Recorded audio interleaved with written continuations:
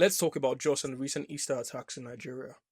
In Jos, at least 22 people were killed on March 29th, and another 26 across Benue and other states just over Easter weekend. See, maybe you've already seen that video. The woman crying over her son, her voice breaking in a way that no words can fully capture, saying the same thing over and over again. That moment, that horrible moment, should stop anyone in their tracks. Because beyond the headlines and the numbers, that video reminds us that every attack is not a statistic. These are real people.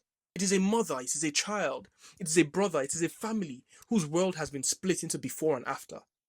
And yet, even with something that raw in front of us, the country somehow finds a way to keep moving almost immediately. That is where the real issue is for me. How have we reached a point where even grief that visible no longer arrests the national consciousness? Because beyond the horror of the attack itself, there's something even more disturbing. How quickly we move on without a thought. That, to me, is the deeper crisis. It was Hannah Arendt that warned about the banality of evil. The frightening idea that evil becomes ordinary when society grows used to it. And that is the argument we must confront in Nigeria. Violence is no longer shocking in the way it should be. An attack happens, the numbers come out if they will. We express outrage, sometimes. Then the country emotionally moves on. But a serious nation does not treat the death of its citizens as a passing headline. These are people's lives. Think about 9/11. One attack happened in the United States and the entire country stopped. The response was unanimous, ubiquitous suffering everywhere because of the loss of lives. People mourned, people remembered, people still remember, and it still lives on in the national consciousness of the Americans. Why? Because the people who are mentally free instinctively recognize death, terror, and captivity as abnormalities. Their freedom resists violation. And a free mind does not easily normalize bloodshed. That is what moral freedom does. It preserves the ability to be shocked. It preserves the instinct to resist. Now compare that with what prolonged suffering can do to a people, to us. When a society, our society, has lived too long under violence, fear, and disappointment, it can begin to internalize tragedy as a fate. And once that happens, death no longer appears as an outrage. It begins to feel like routine. This is normal. That is the psychology of a people who have been made mentally captive by repeated trauma. Captivity is diametrically opposed to freedom. Where freedom says, this is unacceptable, captivity whispers, this is just how life is. This is normal. Oh, so sad, but we can't do anything.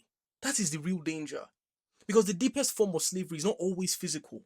Sometimes, it is the conditioning of the mind to accept what should be resisted. To see death and no longer revolt inwardly. To hear of attacks and feel nothing beyond temporary sadness. That is not resilient. That is what happens when suffering has become normalized and accepted. A nation loses part of its soul when it stops recognizing violence as abnormal. The tragedy of the Just massacre is not only what happened, it is that as a people, we are unmoved by what happened. Deeper, repeated violence has begun the genocide of our collective conscience, all while reinforcing our identity as a nation of slaves, a people who, just like the Israelites, will be incapable of saving themselves. The problem is, see, if we continue to march towards desensitization with reckless abandon, we will never begin the march towards liberty, life, and the pursuit of happiness. We need a conscious reorientation of our value system, of our outlooks, to prioritize human life over power. Human life over power. So that when people, God forbid, people die, we are able to stop and mourn as a nation and say, wow, this is terrible. And feel that collective suffering, the shared agony, ubiquitous amongst all of us.